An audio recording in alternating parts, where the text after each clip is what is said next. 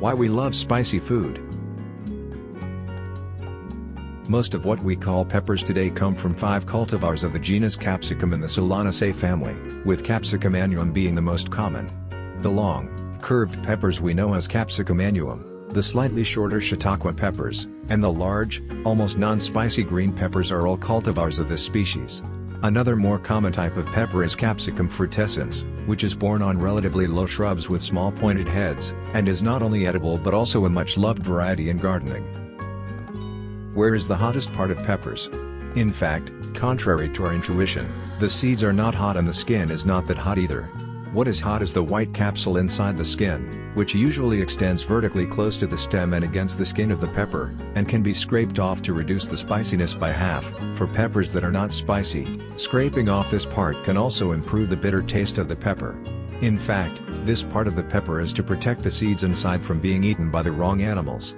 Birds are not afraid of spice, and the pepper itself expects birds to eat more of it, so it will be excreted anyway, just as the birds fly far away and spread the seeds. However, the pesky mammals always nibble on the fruit and eat the seeds even before they are ripe. Thus, capsaicin was developed as a defense mechanism against mammalian nibbling.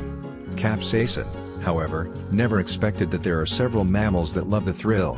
One of them is called shrew, is a master of eating spicy, perennial evolutionary selection so that it does not worry about spicy or not, while the other is hairless apes, humans. Humans, of course, can eat out spicy food, but very self-abuse love this stimulation. The genetic origins of chili peppers are very diverse, but all originated in the New World, and several species were domesticated by early settlers in the tropics from Central America to South America. Capsicum annuum comes from Central America, while Capsicum chinense was born in the northern Amazon. The Andes also domesticated their own peppers, although they are less common today. Recent scientific research supports the discovery of the earliest evidence of chili domestication in southwestern Ecuador, dating back 6,000 years, making it the earliest crop domesticated by humans in the New World. What really makes the chili legendary is its travels from the New World to the Old, and its unquenchable love for people with a sense of self-abuse.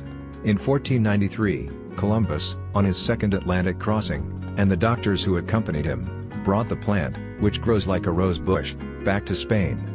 Chili peppers are not a very picky plant, whether for decoration or flavor, and people and birds began spreading the plant on their own. The English word chili is said to come from an indigenous Mexican language and sounds like a playful contrast to the cold chili, something that actually creates a burning sensation, and people around the world were quick to associate the plant with words like spice and hot in their cultures and languages, giving rise to a variety of names: paprika, pepperoni, jalapeno, tabasco, tangenzi, etc. This question is probably still haunting all kinds of people today. Why do we choose to eat spicy food? Is it genetically determined or environmentally created? Is chili good? Of course it is. Chili peppers stimulate the oral mucosa and increase saliva secretion and amylase activity. In humid and hot places, people often feel appetite loss. Chili pepper can play a stimulating and appetizing role.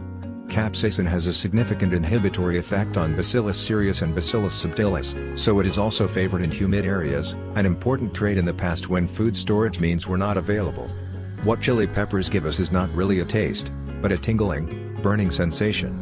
Capsaicin, also known as capsaicin, which is contained in chili peppers, acts on the painful nerve pathways in the mouth, and this burning sensation causes the brain to create a false concept of the body being injured, and begins to release the body's own pain-relieving substances, endorphins.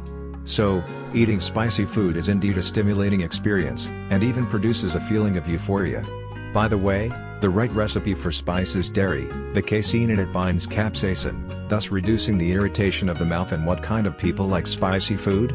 Paul Rosen, a professor of psychology at the University of Pennsylvania, has done research in Mexico.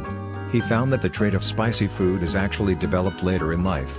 In families that eat spicy food, children are exposed to spicy foods from a young age, which can develop tolerance for chili peppers. However, even so, people's sensitivity and liking for capsaicin varies from person to person. People who enjoy the thrill of it are often more willing to eat spicy food, a benign self-abuse to get a thrill, as if riding a roller coaster.